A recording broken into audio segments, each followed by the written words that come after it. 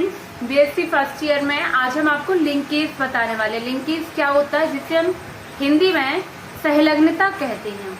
आपने पहले बहुत सुना होगा सहलग्नता मतलब ऐसे क्रोमोसोम्स की बात हो, यहाँ पर जो क्रोमोसोम एक साथ संलग्न रहकर जीवन यापन करते हैं तो संलग्न जीन या फिर संलग्नता कहलाती है। इसे लिंकेज हम कहते हैं।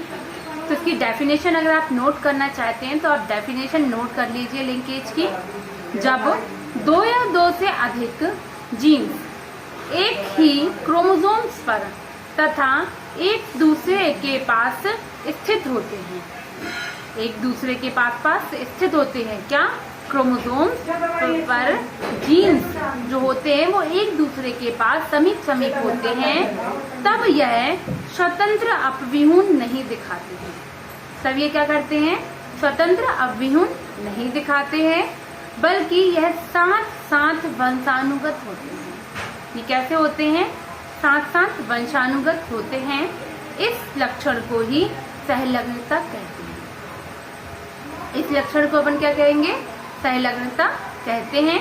ठीक है, तो क्या बताया, जब दो या दो से अधिक जीन्स एक ही क्रोमोसोम पर तथा एक दूसरे के पास स्थित होते हैं, तब यह स्वतंत्र अपव्यूहन नहीं दिखाते, बल्कि यह साथ वंशानुगत होते, एक पीढ़ी से दूसरी पीढ़ी में जाते हैं, और इस लक्षण को ही सहलग्नता कहते हैं। क्योंकि वो पीढ़ी भी चेंज कर रहे हैं, यहाँ पर generation one generation to next generation को जा रहे हैं, फिर भी वह जीन क्या होंगे, साथ ही साथ होंगे, इसीलिए इन्हें क्या कहेंगे, सहलग्न जीन या सहलग्नता कहते हैं।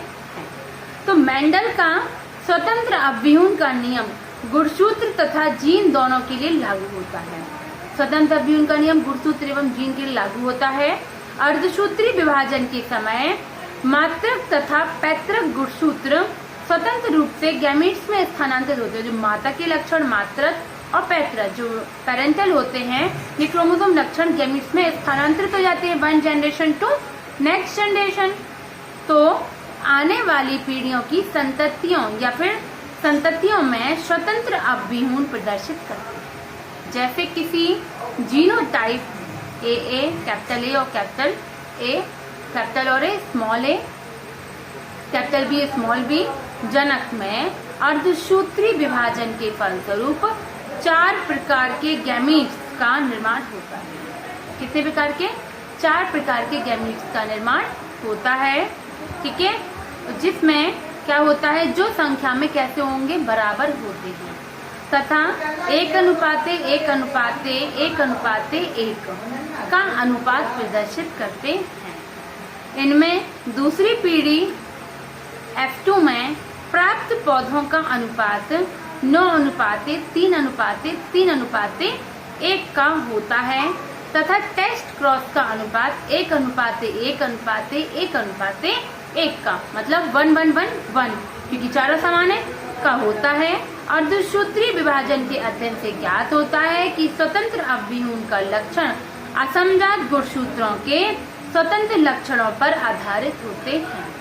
अर्थात स्वतंत्र रूप से 2 लक्षणों का प्रदर्शित होना इस बात पर निर्भर करता है कि इन लक्षणों को प्रदर्शित करने वाले जीन्स को अलग अलग असमजात गुणसूत्रों पर स्थित होना चाहिए, क्योंकि किसी भी एक गुणसूत्र पर इस प्रकार के एक से अधिक जीन स्थित नहीं होते हैं। ठीक है, किंतु कभी कभी क्या होता है, एक ही क्रोमोसोम गुणसूत्र पर इस प्रकार के 2 या 2 से अधिक जीन्स लागू नहीं हो पाता, अर्थात ऐसे जीन्स जो एक गुणसूत्र पर स्थित हो स्वतंत्र अपव्यूहन नहीं दिखाते हैं या फिर स्वतंत्र अपव्यूहन नहीं दिखा सकते हैं। ठीक है, तो ये तो हो गया आपका स्वतंत्र अपव्यूहन के डेफिनेशन, और थोड़ा उसके बारे में मैंने क्लियर कर दिया आपको कि क्या होते हैं। अब हम बात करते हैं संलग्नता का सिद्धांत, जिसे हम कहते हैं principles of linkage. Gene chromosomes पर रेखीय क्रम में स्थित होते हैं। जीन जो होते हैं वो क्रोमोसोम्स पर एक रेखीय लीनियर क्रम में विन्यस्त होते हैं। जीन्स जो कि संलग्नता दर्शाते हैं गुणसूत्र पर ही होती है। जीन्स जो कि संलग्नता दर्शाते हैं गुणसूत्र पर ही होती है। ठीक है, संलग्न जीन आनुवांशिकी के समय स्वतः मूल समूहों में ही रहती है। जो संलग्न जीन होते हैं, आनुवांशिकी के जब आनुवांशिक 1 जनरेशन टू जाते हैं नेक्स्ट जनरेशन के समय, वो स्वतः मूल समूहों में ही रहते हैं। पास पास में स्थित जीन अधिक संलग्नता दर्शाते हैं। क्या करते हैं? अधिक संलग्नता दर्शाते हैं, परंतु जो संलग्नता जीन एक दूसरे से दूरी पर होती हैं, क्रॉसिंग ओवर के समय उनके पृथक होने की संभावना अधिक होती है। उनके क्या होती है? पृथक होने की संभावना अधिक होती है। एक या अधिक जोड़े के प्रभावी जीन एक गुणसूत्र पर ही और उनके अप्रभावी एलील्स जोड़े के दूसरे गुणसूत्र पर तो इस व्यवस्था को शिश व्यवस्था कहते हैं। मतलब दूसरे पेयर पर आगे हुए रहेंगे दूसरे गुणसूत्र पर, तो इस व्यवस्था को क्या होंगे हम? सिस। ट्रांस और सिस 2 व्यवस्थाएं होती हैं, सिस व्यवस्था कहते हैं। परंतु यदि प्रभावी एलील में से एक व अप्रभावी एलील में से एक जीन एक क्रोमोसोम पर तथा इसी तरह दूसरा जोड़ा दूसरे क्रोमोसोम पर हो, capital A small a capital B, तो इसे ट्रांस व्यवस्था कहते हैं। क्या कहेंगे इसको? ट्रांस व्यवस्था कहते हैं। संलग्नता विश्लेषण का जो क्या कहलाते हैं? विश्लेषण क्या कहलाता है? इसके लिए समय समय पर विभिन्न वैज्ञानिकों ने परिकल्पना एवं सिद्धांत प्रस्तुत किए। संलग्नता की कपलिंग एवं रिपल्सन परिकल्पना मैं कौन सी बता रही हूँ?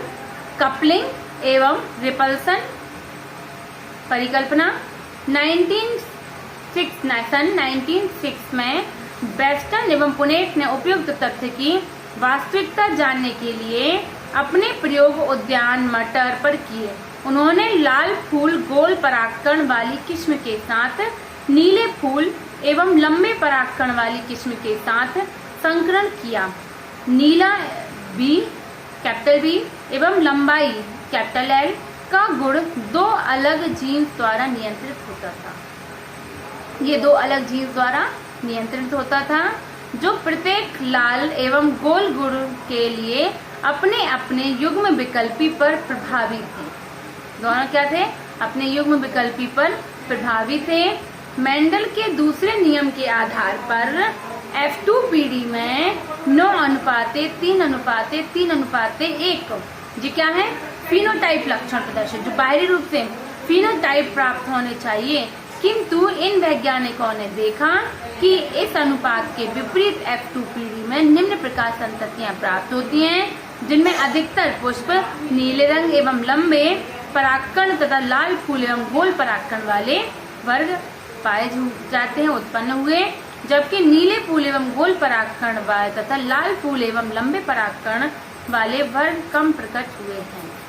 ठीक है, तो इसी प्रकार नीले फूल लंबे परागकण वाले का दो हमने यहाँ पे घुड़ लिए, और लाल फूल और गोल परागकण वाले का हमने क्या कराया? फ्लावर्स का इनका क्रॉस कराते हैं इनमें प्लांट्स में।